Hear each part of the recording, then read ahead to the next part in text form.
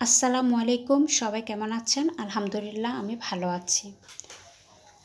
জীবনে প্রত্যেকটা পার্সনকে নিয়ে আল্লাহর একটা বা ইউনিভার্সের একটা প্ল্যান থাকে। এজন্য একটা ইউনিভার্সাল ট্রুথ স্পিচ আছে, god has a best plan for every person. প্রত্যেকটা ব্যক্তির জন্যই সৃষ্টিকর্তা বা ইউনিভার্স তার প্ল্যান করে রেখেছে বেস্ট প্ল্যানটা, যেটা আমরা চিন্তা করতে পারি না বা আমাদের ফিউচার নিয়ে আমরা ভাবতে পারি না, এরকম এই বেস্ট প্ল্যান। আর আমি একটা জিনিস সবসময় বিলিভ করি যে আমার জীবনে যে জিনিসটা হচ্ছে, যত খারাপ কিছু হোক সেটা আমার জন্য ভালো হচ্ছে। যে আমার একটা ফেলোর আসলো, একটা দুইটা হাজারটা, এটা আমার ভালোর জন্য হচ্ছে, কিন্তু আমাকে হাল ছাড়লে হবে না। গড সৃষ্টিকর্তা আমার জন্য আরও বড় একটা প্ল্যান করে রেখেছে, এরকম। আর এই জন্য আমি কখনোই যত খারাপ কিছু হোক তো যত ভালো কিছু হোক, সবটাই আমার ভালোর জন্য হচ্ছে। আর আমাকে যখন কেউ সাপোর্ট করছে না, তখন এভরি পার্সন আমাদেরকে অনেক কিছু শেখায়। ধরেন আমাকে কেউ সাপোর্ট করছে না, তার মানে কি নিজের উপর ডিপেন্ডিং হওয়া, সেলফ নিয়ে কনসিয়াস হওয়া, অ্যাওয়ারনেস নেওয়া যে আমি নিজেকে ভালোবাসবো, আমি নিজেকে সেলফ লাভ করব, আমি নিজের উন্নয়নে বা স্কিল বা ভালো থাকার জন্য লড়াই করব বা চেষ্টা করব। এটাই তারা আমাদেরকে শেখায়। মানে যারা কেউ যখন আমাদেরকে ভালোবাসে না, যখন আমাদেরকে কেউ ইকোনমিকভাবে হেল্প করে না, তখন আমাদেরকে ইউনিভার্স একটা জিনিসই শেখায় যে তুমি ইকোনমিক্যালি স্টেবল হও, যে নিজের বেঁচে থাকার জন্য, মৌলিক চাহিদা পূরণের জন্য, অধিকার পূরণের জন্য তোমাকে ইকোনমিক্যালি নিজের কর্মের উপর ডিপেন্ড করে নিজের উপর নির্ভর করা, যাতে নিজে কর্ম করে শিক্ষা বা যোগ্যতা বা নলেজের মাধ্যমে নিজে কর্ম করে খেতে পারো। এটাই সবসময় শেখায়। যখন আমাদেরকে কেউ জব প্রিপারেশান নিতে হেল্প করছে না, তখন ইউনিভার্স আমাদেরকে একটা জিনিসই শেখায় যে তুমি এর পেছনে লেগে থাকো না, তুমি থাকো, এর 1000টা ফেলোর আসুক না, 1000 টাকা লস হয়ে যাক, তুমি আস্তে আস্তে আস্তে আস্তে আস্তে আস্তে করে কর্মের মাধ্যমে টাকা ইনকাম করে বই কিনো, কোর্স কিনো। আর তুমি একটা কোর্স কিনলে 2টা 3টা এরকম 4-5 বছর যখন লেগে থাকবে, তোমার হাজার হাজার কোর্স কেউ তোমাকে অটোমেটিক দিয়ে দেবে। ইউনিভার্স সেটাই চায় যে আমরা যখন যে জিনিসটার উপর ফোকাস করি সেটা হয়ে যায়। যেমন প্রথমে আমি ভাবতাম যে আমাকে জব স্টাডিকে হেল্প করবে, বা আমি বিলেসে থাকি বা উইমেন জেন্ডার বা সাপোর্ট নেই, তখন আমি যখন অনলাইনে ছিলাম, অনলাইনে আমি কিছু কিছু পড়ার শেয়ার করতাম। তারপরে এরকম থাকতে থাকতে আবার জব এক্সামও দিতাম, প্রিপারেশান বুঝতাম না বা সিলেবাস বুঝতাম না বা এক্সাম স্ট্র্যাটেজি বুঝতাম না। তখন আমি এভাবে অল্প অল্প কোর্সে ভর্তি হওয়ার পর আমার কিছু টাকা জমানো ছিল। তারপরে একদিন হঠাৎ করে আমাকে বললো যে টেলিগ্রাম চ্যানেলে যুক্ত হন, আপনাকে আমি সবগুলো মানে আপনাকে আমি সাপোর্ট করব, যে আমরা অনেকগুলো কোর্স থাকে, আপনি স্বল্প মূল্যে কিনতে পারবেন, আর কিছু কোর্স ফ্রিতেও পারবেন। অনেকে কিনে নিজে নিজে শেয়ার করে দেয়। সব মানুষ তো কিছু ভালো আছে, মানে আমিও পড়ছি আপনিও পড়েন, সমস্যা নেই, যেহেতু আপনার প্রবলেম আছে, এরকম একটা সাপোর্ট আসে। যখন ধরেন আমার যখন এসএসসিতে কেমিস্ট্রি ফেল আসলো, তখন আমি ভাবছি যে আমার অনেক কিছু হারিয়ে গেছে, বা তখন আমাকে ইউনিভার্স কী শেখায় যে তুমি ফেলরকে কীভাবে ঘুরে দাঁড়াবে। যখন জব এক্সামে ফেলর এসেছে, তখন ইউনিভার্স আমাকে বুঝিয়েছে যে তুমি আবার ঘুরে দাঁড়াও, তুমি আবার রিস্টার্ট করো, নিজেকে নিয়ে ভাবো, নিজে আবার প্রিপারেশান নাও। আর যখন মাস্টার্স আমার 4টা সাবজেক্ট ফেল আসলো, তখন আমি আবার ট্রাই করলাম, তখন আমার পাস ক্লাস চলে আসলো। মানে কর্মের উপর বিশ্বাস করা, নিজের থট, বিলিফ সিস্টেম এবং কর্ম, অ্যাকশন প্লে, এগুলো তো যেই বিশ্বাস করবে তার কাছে ওইগুলো অটোমেটিক আসবে। অনেকে ভাবছে যে অনেক এজ হয়ে গেছে বা অনেক কিছু, ইউনিভার্স কিন্তু আমাদের জন্য একটা প্ল্যান করে রেখেছে যে তোমার কবে এডুকেশন শেষ হবে, বা কখন জব হবে, কখন বা রিয়াল পার্সোনাল লাইফ আসবে বা ম্যারেজ লাইফ আসবে, ওইটাই ইউনিভার্স একটা প্ল্যান করে রেখেছে। যখন আমাদেরকে কেউ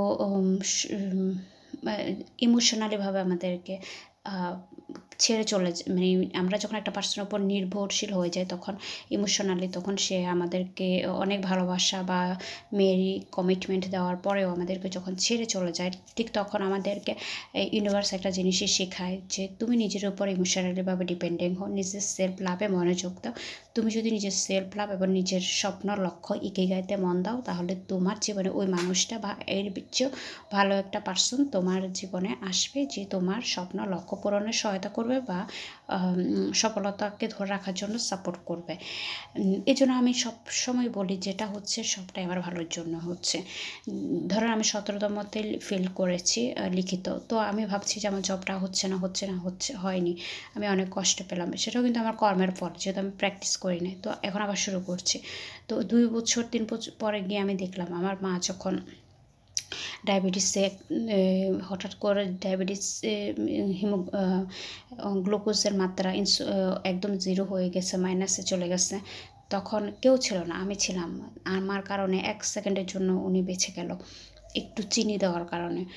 তো আমি যদি জব পেয়ে যেতাম, তাহলে আমি যদি অন্য জায়গায় সেটেল হয়ে যেতাম আমার সব কিছুই, তাহলে কিন্তু আমি আমার মাকে বাঁচাতে পারতাম না। তো ইউনিভার্স সবসময় বা গড বা আল্লাহ সবসময় প্ল্যান করে রাখে আমরা কি করব বা কি করব না, এরকম।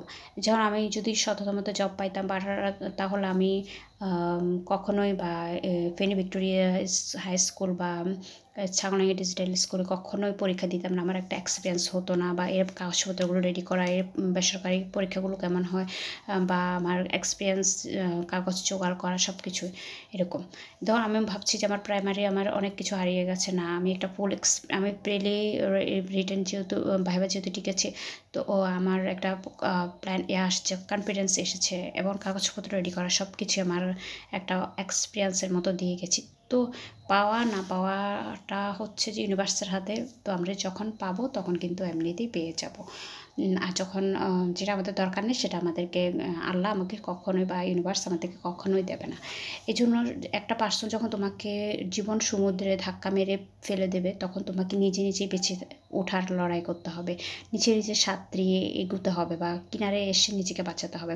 এরকম যখন তোমাকে কেউ ইমোশনালি বা মেরি কমিটমেন্ট দেওয়ার পরও, বা তোমাকে ইকোনমিক্যালি বা যে কোনোভাবে তুমি ওর উপর ডিপেন্ডিং হয়ে যাচ্ছ একটা স্পেসিফিক পার্সনের উপর, সেটা সেটা আসলে উচিত না। এই জন্য ইউনিভার্স আমাদের ওই মানুষটা কেড়ে নিয়ে, অথবা আমাদেরকে অভাব দেখিয়ে, অথবা আমাদের দুঃখ কষ্ট দিয়ে আমাদেরকে স্ট্রাগল করে, মেন্টালি স্ট্রাগল করে। আর যখন তুমি ছোটো ছোটো স্ট্রাগল বা চ্যালেঞ্জের মধ্যে দিয়ে যাবে, তখন বড় বড় স্ট্রাগল বা চ্যালেঞ্জকে ওভারকাম করা তোমার জন্য অনেক সহজ হয়ে যাবে। কারণ যে গাছের শিকড় যত বেশি গভীরে বা মজবুত, সে গাছ কিন্তু ঝড়ে উপড়ে পড়া যায় না, যতই কালবৈশাখী হোক। তো তুমি যত ফেলোর, দুঃখ, কষ্ট, যন্ত্রণা, আঘাত, মিস্টেক বা লোকের থেকে আঘাত পাওয়া, সবটাই তুমি অ্যাকসেপ্ট করতে পারবে, বা নিজেকে একদম শক্ত করতে পারবে, সবভাবে স্টেবল করতে পারবে। সেই জন্যই আমাদের জীবনের জিনিসগুলো আসে, এবং প্রত্যেকটা সমস্যা আমাদের সম্ভাবনা তৈরি করে। সমস্যা দিকে ফোকাস না করে আমরা যদি সমাধানের দিকে ফোকাস করি, ধরো তোমার টাকা নাই, তুমি জব প্রিপারেশন জার্নিতে আছো, তো